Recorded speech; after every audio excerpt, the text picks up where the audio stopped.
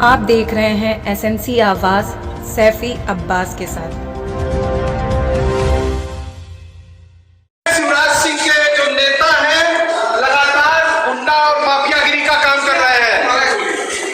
कहीं आदिवासियों के ऊपर पेशाब करने का काम करते हैं तो कहीं आदिवासियों को गोली मारने का काम कर रहे हैं। तो आपातकालीन इमरजेंसी में लाया जाए। नमस्कार, एसएनसी आवाज में एक बार फिर आपका स्वागत है। मध्य प्रदेश के सीधी में जिस तरह से आदिवासी युवक पर पेशाब किया गया था और खुद इस मामले को मुख्यमंत्री शिवराज सिंह चौहान ने गंभीरता से लिया था।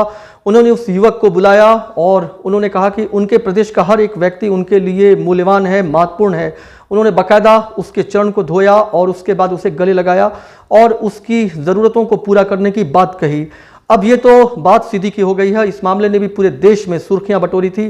जाहिर सी बात है कि आदिवासी युवक पर अगर कोई दूसरा युवक पेशाब कर रहा है तो घटना आग लगाने वाली थी और इसको लेकर जो विपक्षी हैं उन्होंने भी इस सारी चीज़ों को, इसको भुनाने में, इस गेंद को उठाने में एक मिनट भी नहीं लगाया। लेकिन अब सिंगरौली के गलियारे से भी एक खबर आ रही है और ये खबर सीधा सीधा विधायक पुत्र यानी विधायक रामलल्लू वैश्य के नामचीन पुत्र विवेक पर आ रही है, जो इससे पहले भी फायरिंग करने में, गोली चलाने में कहीं पीछे नहीं रहे हैं।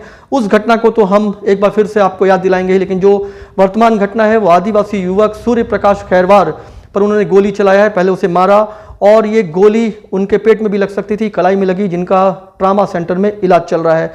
सूर्य प्रकाश खैरवार अपने भाई को बचाने में उस बीच में आ गए और उन्हें ये गोली लग गई। लेकिन सबसे बड़ी बात यह है कि आखिर विधायक पुत्र किस तरीके से इस तरह से बंदूक लहराते हुए दिखाई देते हैं और इससे पहले भी वो इस तरह का कांड कर चुके हैं। वन्यकर्मी, जो चेक पोस्ट के वन्यकर्मी हैं संजीव शुक्ला और सुरेश कुमार मिश्रा पर भी उन्होंने जानलेवा हमला किया था, गोली चलाई थी और उनकी स्थिति भी काफ़ी गंभीर थी।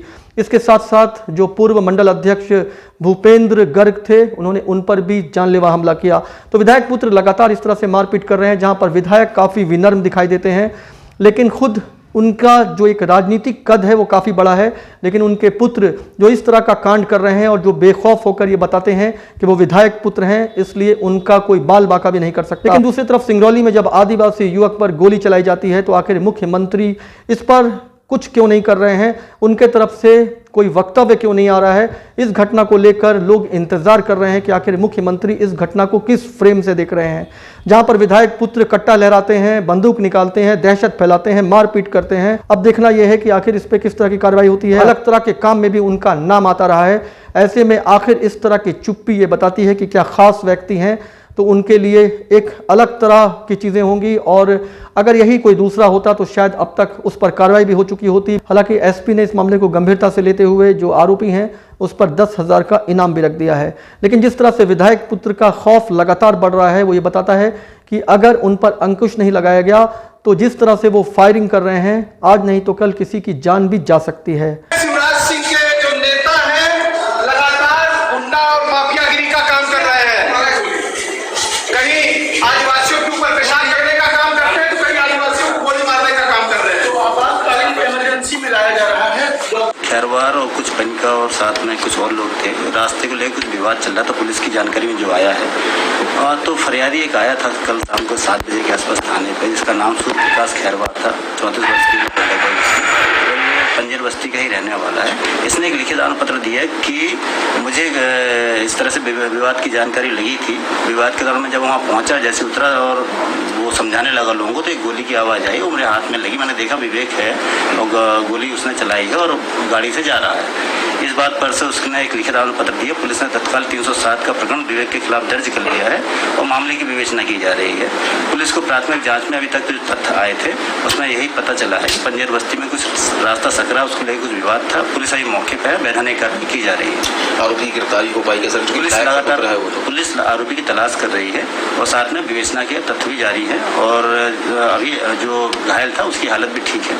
पूर्व में भी कुछ अपराध बताए जा रहे हैं सर कि जो आरोपी के पूर्व में भी कुछ इस तरह से अपराध? हाँ, उसके कुछ अपराध हैं आरोपी के और उनके विरुद्ध भी वैधानिक कार्रवाई पूर्व में की जा चुकी है। एट्रोसिटी के तहत मामला दर्ज किया गया? हाँ, इसमें जानकारी लग गई है पुलिस को कि जो पीड़ित है वो एसटी समुदाय का है, उसमें SC/ST की धारा बढ़ाई गई है। जो घटना हुई आदिवासियों के साथ, मारपीट जो भी हो, मैंने पहली बात तो ये बताना चाहूँगा कि मैंने कभी भी आदिवासी के प्रति अथवा किसी भी समान किसी भी क्षेत्र के या गैर क्षेत्र के व्यक्तियों के बारे में हमेशा मैं भाईचारा ही मानता रहा और कभी भी उनके प्रति ऐसा नहीं किए, चूँकि इसलिए कि सब हमारे हैं।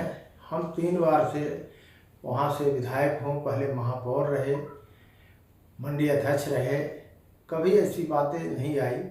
यदि यह लगता है कि नहीं विवेक के द्वारा मारपीट की गई या जो भी कार्रवाई की गई है, उस पर मैंने पुलिस प्रशासन को कभी न दबाव दिया, आज न तो कभी। जो कानून में आएगा वो अपना काम करें, उसका वो गिरफ्तारी करें, चालान करें, हमें कोई इतराज़ नहीं है। मैं तो इतना कहूँगा कि इस घटना से मैं दुखी हूँ, चूँकि वह सूर्य प्रकाश मेरे गांव का ही लड़का है और हम सबको कहीं न कहीं रिश्ते के पारिवारिक गांव घर के होने के नाते था। मैं तो बड़ा दुखी हूँ, चूँकि विवेक 5-6 साल से अलग रहता है। वह नौकरी करता था निगाही परियोजना में, किंतु वो चटका नाला के पास घर बना के गाय और अपना वहीं पर रहता है। घर जहाँ पर मैं रहता हूँ वहाँ पर रहता भी नहीं, इसलिए पूरी जानकारी नहीं मिल पाती कि कब कहाँ जा रहा है, कहाँ आ रहा है। अलग अलग फ्रेम से अगर चीज़ों को देखा जाएगा तो फिर न्याय की उम्मीद कैसे की जा सकती है? अगर रसूखदार लोगों के लिए अलग तरह की चीज़ें होंगी तो ये वही जगह है जहां पर न्याय का दम घुटता है। एसएनसी आवाज़ के साथ सैफी अब्बास।